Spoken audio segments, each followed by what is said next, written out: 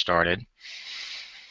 Good afternoon, everybody. Welcome to Lead with Giants TV. My name is Tal Schnell.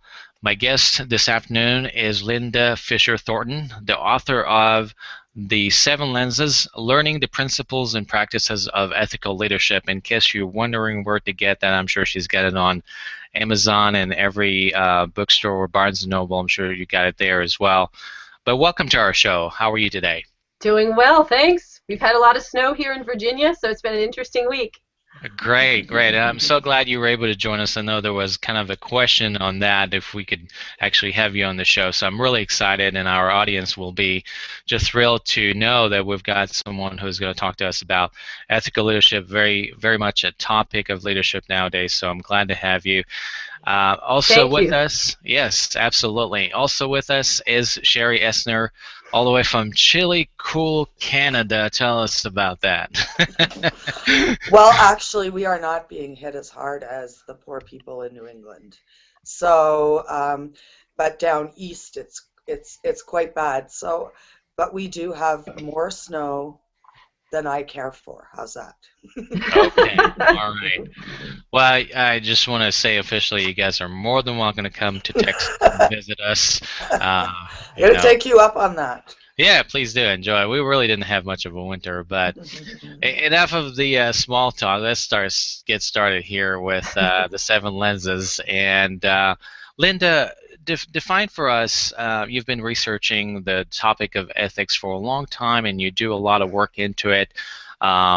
Tell us, what does that mean, ethical leadership? How do you define it? Well, the traditional definition has been just do the right thing, or use the highest integrity in everything that we do. But those definitions are very oversimplified. They're not particularly helpful with the complexity of our work lives right now and the kinds of things that we have to deal with. So I want to say a couple of things about what ethical leadership means. First of all, it has to be positive. It has to be based on positive values. Ethics gets a bad reputation because all we seem to hear are the stories of ethical failures, and then people start to associate ethics with those negative stories. But ethics is about positive values, things like respect and care and sustainability. It's not about those failures that we hear so much about. So it has to be based on positive values. A good way of thinking about that is you don't learn to drive a car by studying accidents. You learn car driving safety.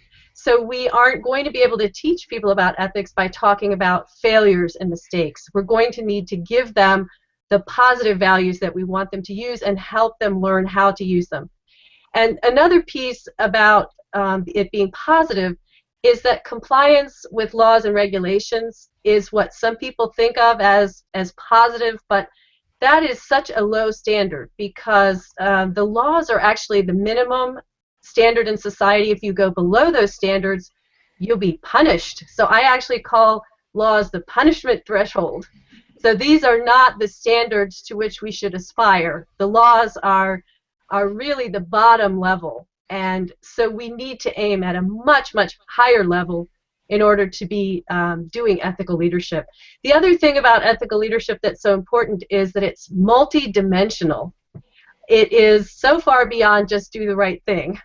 And some of the dimensions that we'll be talking about, it's personal. It's the big and small decisions that we struggle with every day about ethics. It's wrestling with our tough choices. It's interpersonal. It's how I treat other people and how the way I treat them has an impact on them, either positive or negative. It's also contextual. Do we have a positive intent and impact with what we're doing? Are we going into a leadership decision with those things in mind? We have to be aware of what's happening around us. It's also societal. You know, what impact are we having on society at large? Are we making it better, or are we making life more difficult for people and having a negative effect? And it's also environmental, of course, in terms of sustainability and honoring life and the planet. So we have many different, and those aren't even all the dimensions, but that's a good sampling of the kinds of dimensions that make up what I think of as ethical leadership. So it's more like looking through a kaleidoscope than through a microscope. If you look through a microscope, you might see character, for example. You might see the law. You might see a little piece of it. But you really need to look at a much broader view through a kaleidoscope to see the full picture of what ethical leadership means. And I think you're right, because most of the time what we hear about ethical leadership is really what's in the news, what's out there with leaders, business leaders, and political leaders. We always see the bad examples. We see what not to do. So I think you're right about that. And it kind of made me really think about what you said, that if we can look at it from a different perspective of there are some really positive things that come along with ethical leadership, which is obviously laid out in your book as well. But the hype and the media always gives us the negative view of ethical leadership, rather than showing actually the good examples of what someone may have done in their organizations, or even political leaders that have done something right. May not be a news catchy because of that, but let's look at each one of those lenses that you describe in the book. Kind of walk us briefly through those, so the audience can get a kind of a feel for what your area of the work that you've done with ethical leadership. Certainly. So we're balancing multiple values, and we are needing to honor multiple constituents. The very first lens is profit, and you can't really get away from talking about profitability when you're talking about responsible leadership. It's something that many people believe is part of ethical responsibility, because in order to stay in business, unless it's a nonprofit setup, business will need to make a profit. But the problem with just stopping there in terms of making ethical decisions is that money does not have any moral grounding. It's a token of exchange, but it doesn't have a moral underpinning. So we need to think beyond just the profitability. We've seen a lot of people stop there and just focus on the money. The second lens is law. It's how will we honor the laws and regulations and avoid punishments and penalties. And again, that's a critical part of ethical responsibility, but it aims too low to stop there, because if you just aim at the level of compliance with laws, you are at the lowest possible level of ethics before being punished. The third lens gets us out of that problem. It's to demonstrate character.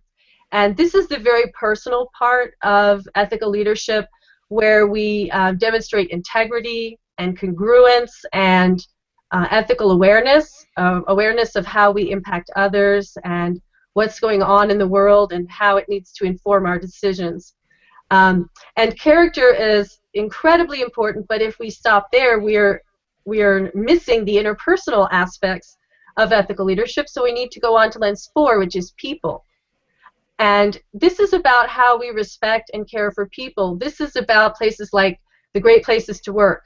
The Great Places to Work, for example, are placing a high priority on demonstrating care generally for people. And this would include full inclusion and respect for differences and all the things that go into making people have a situation where they can do their very, very best work. And then going beyond people to lens 5 is communities. How are we involving our employees in making lives better in the communities that we serve? How are we having a positive ripple effect on those communities? And then lens 6 is the planet. How are we honoring life and nature and ecosystems and leaving the planet in good shape for our well-being and the well-being of future generations? And then lens 7 is the absolute highest level, longest term, and the broadest, and that's the greater good. So basically, when you're talking about the greater good, you're wanting to leave the world better for future generations, better than you found it. And this is at a very high level of development as an ethical leader if you're aiming at that level. And I want to say that in the book, there's a graphic that shows that these lenses are not all equal. If you can imagine a megaphone, and profit is the small circle, and then it goes out from there, profit is very self-focused, is what do we get out of it? And that's very close to self. And then the farther out you go, to character and dealing with other people and communities, you begin to think about self and others, and then later self, others, and society. And the more constituents that you include in your ethical leadership choices, the highest level, the higher level of human development that shows as an ethical leader. So it is really a journey of growth, of human growth, and learning that helps us expand generally by being in situations that are new to us and being with people who are not like us, and broadening our sense of the world and becoming good global citizens over a gradual process. But so these 7 lenses get us away from is something ethical or not, which is too basic a question, to which ones of the 7 lenses were honored in the situation. And it's a great way. I teach applied ethics at the University of Richmond, and with my students, we take the news clippings from that week, the ethics stories, there always are some, and we put them through the 7 lenses, and it helps us to understand exactly what is going on in the cases. And just to give you an example, if there's a leader who is considered a toxic leader, and you can imagine this person is abrasive, controlling, very negative interpersonally with other people, but that same leader could be a model citizen when it comes to following laws, right? And they might be great as a community volunteer. They might be helping clean up the planet. So what this allows us to do is to take what is naturally multidimensional and understand it that way, and talk about it that way in terms of which dimensions were honored. It's a great, all 7 lenses are developed nicely in terms of how we're developing as people on the inside, and then some of our behaviors could be developed into ethical leadership because we're still growing and learning how to be a good citizen in today's world. So that's a great way to describe it. Sherry, talk to us about some of your questions.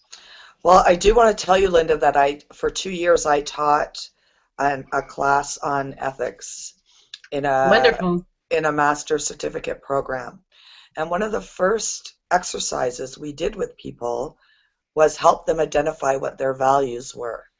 And in many, many, many classes, they had not even sat down and considered what they were. I have the same experience with my students, that no one has ever asked them, generally speaking, to do that activity. That's right.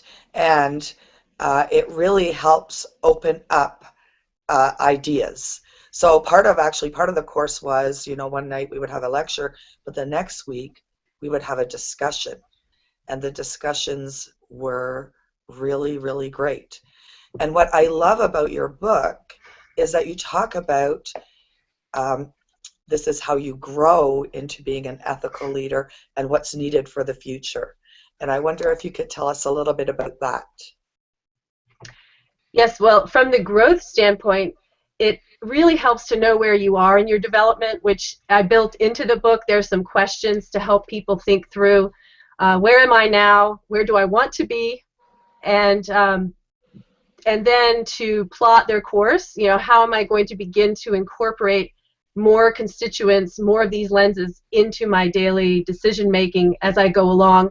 And people have to understand that they're not going to be able to go from just honoring profit and law to the greater good all in one swoop. It's going to be a process of getting comfortable with a new way of thinking and incorporating more variables in the decision making. And you were talking about getting ready for the future. There is such an interesting change going on in how we perceive ethical leadership. It used to be so much about reaction. If there's a problem, we'll solve it. We'll deal with it. We'll put out those fires. But now it's much more perceived to be proactive, and also to transform the organization.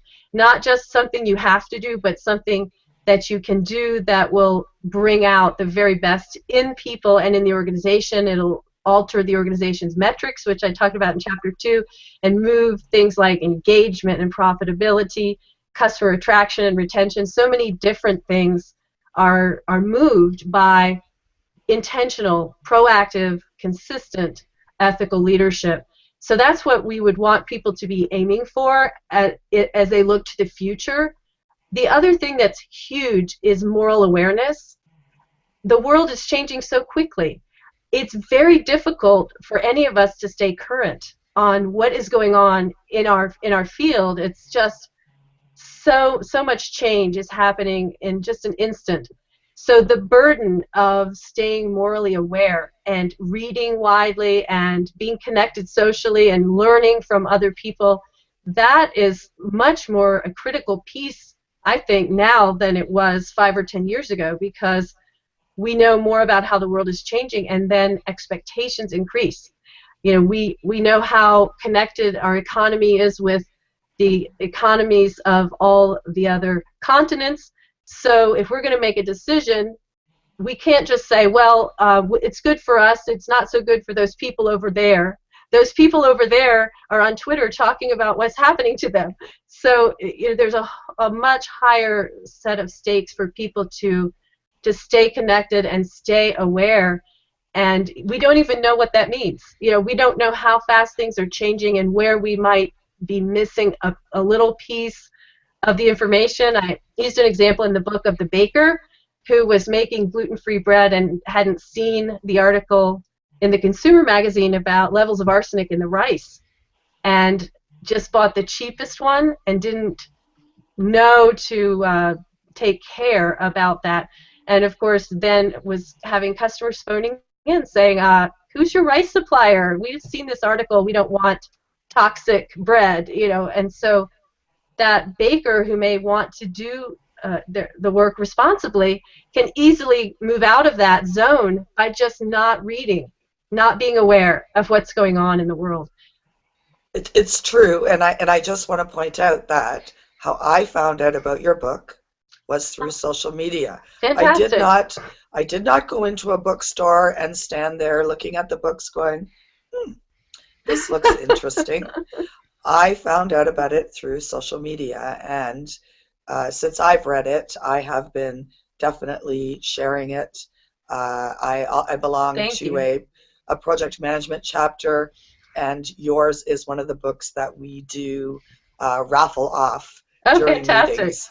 And actually, our meeting last month, with the meeting we had last week, was about ethics. So it's a hot topic. It is a very hot topic, and people are now starting to understand that they have to take a look at that, and really we're becoming more project size, and you must take your project full life cycle, including how you're going to dispose of it, how it's going to affect future generations, all of those things, which in the past there are several examples, none of which I want letters about, so I won't name them.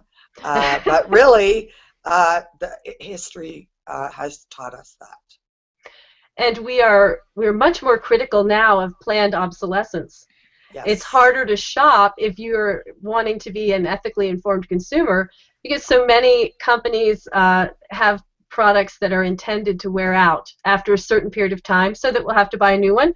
And that isn't good business from a sustainability standpoint at all, and people are beginning to not so readily accept that.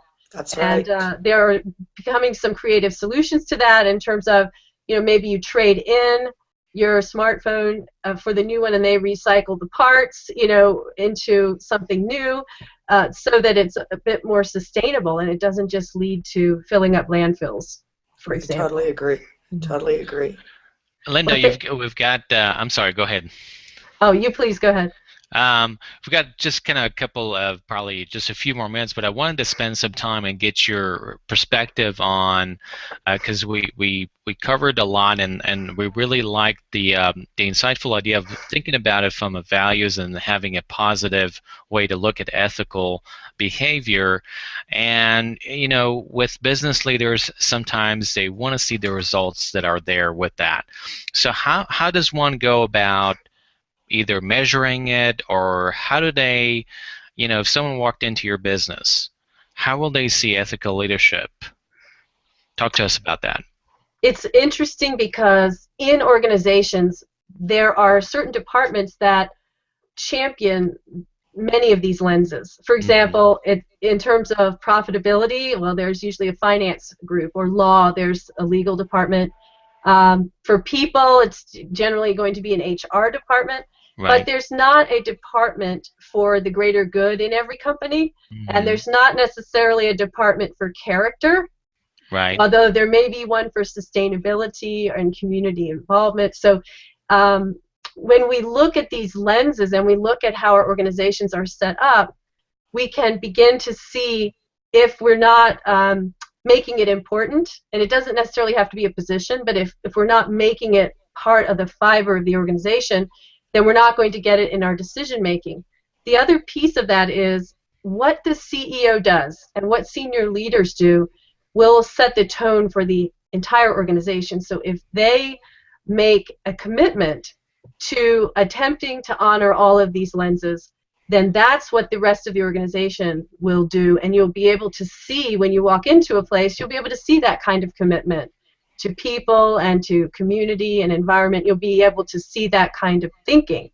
But if the CEO or the senior leadership team is not ethically aware, not keeping up with how the world is changing, then it's going to be very difficult to champion all of these lenses without that kind of high-level support and to see it happening in the organization. So what leaders need to do is help people balance out honoring the high ethical standards that I propose in my book and making the quarterly numbers and getting the projects completed. How do you do both? Because it's easy for people to say, well, I can cheat and make the numbers, or I can do it ethically and we won't make the numbers. How can we do it all by working together creatively as a team? And there's usually a way to do it when people have that kind of open communication and teamwork to make it happen. It sounds like what you're talking about is the leader or the business executives have to demonstrate through their own leadership. Lead by example is key to demonstrate. Maybe it's hard to demonstrate all of these 7 lenses through a specific business, as you just mentioned, because it could be a departmental. But if one wants to really drive it, one wants to really live those values that you share, they'll have to demonstrate that through their own leadership, through their own, so people can trust their leader, right? Right. And trust is a big part of an ethical culture, because you need that high level of trust for people to be able to say to a leader, I'm in an uncomfortable ethical situation and I need your help. If you don't have a high level of trust, it's not going to seem safe for people to bring forward those challenges that they're dealing with and ask for help in working them through in an ethical way. So that trust is going to be a critical part of making it all work. There are also 14 guiding principles in the book that we don't have time to talk about today, but in terms of what it looks like when you implement all these lenses in daily leadership in ways that bring out the best in people.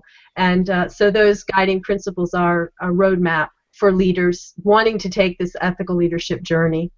And there's more information about that and resources on my website at leadingincontext.com. Great. That is kind of the last question I wanted to ask you, is where people can find you or connect with you on those resources. I can't speak highly enough of the material and the resources that Linda has just shared with you, because it does work hand in hand with with what you do every day. So it's not just a specific area. She has a great latitude of different areas into your life, not just business but relationships as well. So this is Linda, go ahead and tell people where they can find you. You can find me at leadingincontext.com. My email is linda@leadingincontext.com. And 7 Lenses is available at 800ceoread.com and also at Amazon and in Kindle, iTunes, and Nook versions as well. Awesome. Well, thank you so much for joining us on this kind of a short afternoon with the weather being as it is, and thank you for being with us. There's a lot more to discuss, but I think that our audience will get a lot from what we talked about. Thank you so much for having me. Great. Sherry, thank you so much for joining us as well. Yes, it was great to meet you, Linda. Fantastic to meet you in person. Yeah. Great. And you guys, please stay warm, okay? Oh, we will. We will. All right. Let me go ahead and click the finish button here.